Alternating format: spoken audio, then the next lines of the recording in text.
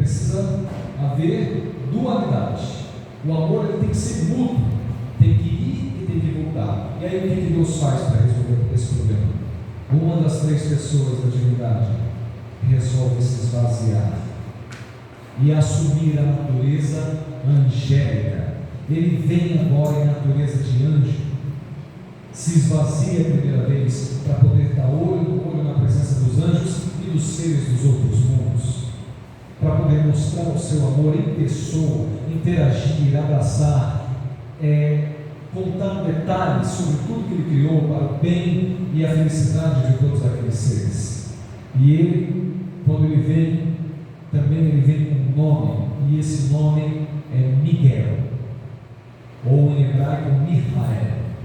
Miguel significa quem é igual a Deus, ou ao pé da letra no hebraico quem é o que Deus é.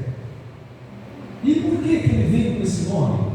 O arcanjo Miguel, a própria pessoa divina em forma angélica, por que ele vem com esse nome? Porque ele, onisciente, sabia que um dia alguém ia querer ser como Deus. E como se deu isso? Aliás, se vocês quiserem depois, podem pegar meu contato. Quem ainda nunca ouviu isso, eu posso explicar como o arcanjo Miguel é o próprio Deus. Aliás, só para vocês lembrarem, todo mundo lembra de Abraão, Isaac e o sacrifício que Deus pediu para Abraão, para que Isaac fosse sacrificado, morto, em oferta ao Senhor.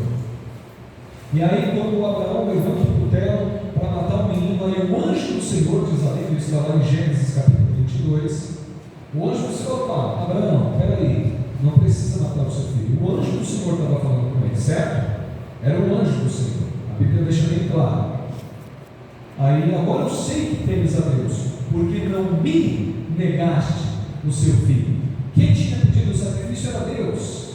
Então aquele anjo era o próprio Deus, em forma angélica, falando: não me negaste seu filho. E tem muitas outras passagens e muitos outros entendimentos para nós percebemos que Deus pode vir em forma angélica. Aliás, ele veio em forma humana e também veio em forma de pomba. Não é verdade? O Espírito Santo, que também é Deus, assumiu a forma animal, e pairou sobre Jesus Cristo quando este saiu das águas batismais do Jordão.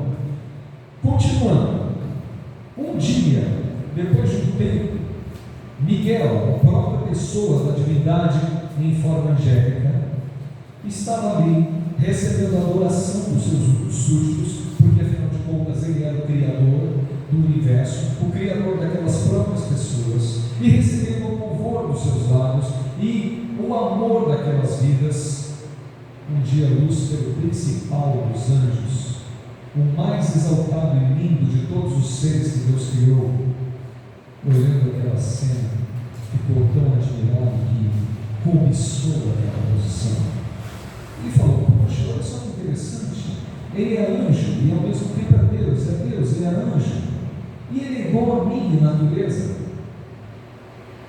Então, por que não eu? Ele ficou pensando assim e foi lá falar com o Pai. Ele era o anjo mais próximo do Pai. A Bíblia diz que ele era o querubim cobridor, ou em algumas traduções, protetor. Só para a gente entender uma coisa: por que precisava de proteção num céu perfeito? Porque Deus é tão glorioso, tão majestoso, que quando Ele manifesta a sua glória, até anjos de luz são ofuscados pelo seu poder. Por isso que os querubins, eles precisavam abrir as asas na manifestação da glória do Senhor, para que eles vissem por trás das asas a mesma ofuscada majestade do poder de Deus. Tremendo, né? Então Deus criou categorias, os querubins, os serafins e os anjos guardadores, que estão aqui hoje. Cada um tem um, E se tem alguma grávida aqui, tem dois, Pois bem, aí Lúcifer cobiçou e queria essa posição, e foi falar com Deus, e Deus disse: filho, isso eu não posso te atender, nisso eu não posso te atender, porque só Deus é Deus, e você não precisa disso. Olha a sua posição. Só que ele não estava preocupado apenas em ser Deus, em natureza, o que é impossível. Ele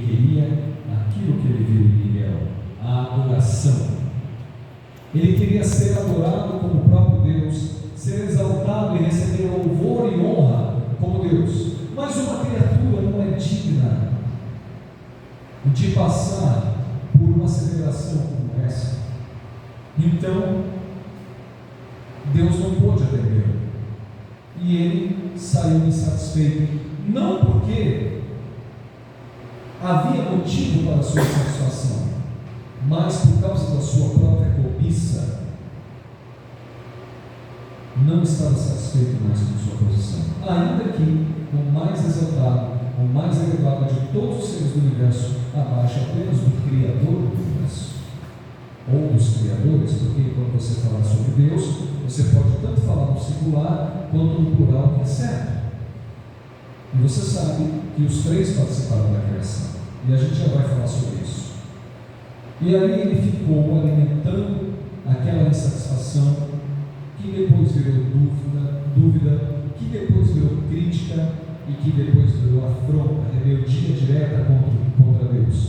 Porque ele foi alimentando aquela ideia, aquela narrativa, e daqui a pouco Deus já não era mais o que ele era de fato na cabeça de Lúcifer.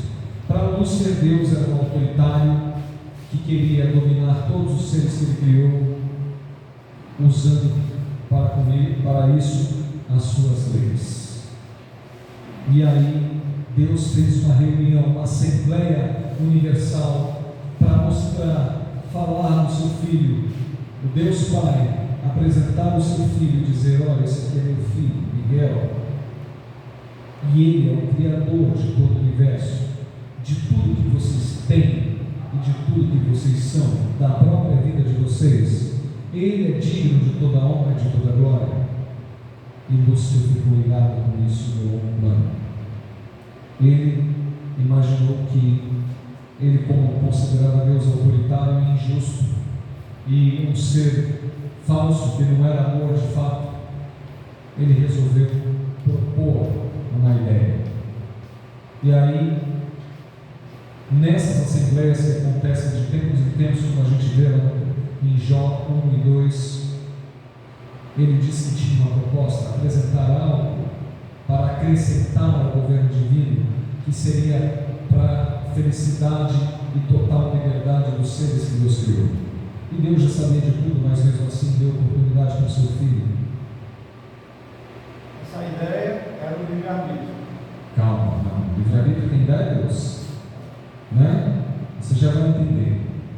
A ideia de Lúcifer era: ele chegou para Deus na assembleia, já vou adiantar, e falou: Senhor, guardem essas três circunstâncias, porque isso nunca mais na vida de vocês podem esquecer. E daqui a pouco eu vou trazer as três circunstâncias paralelas, e vocês vão entender toda essa guerra. Nessas circunstâncias, ele falou, quando Deus era o dominador, ele falou o seguinte: Senhor, nós não somos todos, o domínio não está em suas mãos? E Deus falou: sim, filho, isso diante de toda a assembleia. Nós não somos seres poderosos, puros e santos, nós não somos todos santos? Sim, filho, poderosos e santos. E tudo isso não é o ambiente, né? Não é todo puro, o céu é maravilhoso, o universo todo puro e santo? Sim, filho, desse jeito. Então, Senhor, eu tenho algo a acrescentar ao seu governo que vai ser para benefício, liberdade e felicidade de todos os seres. Nós entendemos, eu aqui com os meus amigos, irmãos, anjos, ideia dele, que já que é assim, nós não precisamos de leis, nós não precisamos ficar fazendo isso ou aquilo, ou tendo que obedecer a isso aqui, porque já que nós somos puros e santos, o ambiente também é assim, e o domínio já está nas suas mãos, nós não precisamos de leis. As leis, elas são boas assim, demagogia, saindo das palavras dele, mas a verdadeira liberdade, nós poderíamos fruir a partir de uma liberdade total sem leis. Aí Deus falou: filho, não é assim. Para que haja verdadeira liberdade e felicidade, nós precisamos de leis. E aí ele falou: está vendo? Aí mostrou a sua rebelião. Isso eu estou criando um diálogo para nós entendermos, tá? Aí a rebelião se tornou franca. Está vendo como eu disse que Deus é autoritário? Está vendo como Ele quer controlar todos os seres? Todos nós sabemos que não temos a menor necessidade de leis. E Ele quer que nós vivamos debaixo das suas leis. Lúcifer e 1 bilhão ou mais de anjos, bilhões de anjos que ficaram do lado dele, um terço dos anjos dos céus, eles se apaixonaram, porque eles amavam Lúcifer também, se apaixonaram por essa narrativa que parecia tão verdadeira, tão real, tão certa.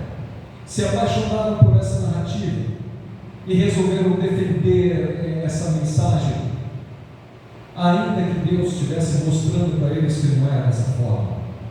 Agora, nós precisamos entender o seguinte: Lúcifer e esses bilhões de anjos que caíram, que se rebelaram, eles nunca, e os outros também, tinham ouvido e visto uma controvérsia. Nem eles sabiam o que eles estavam apresentando, o que eles estavam falando. Eles não tinham conhecimento.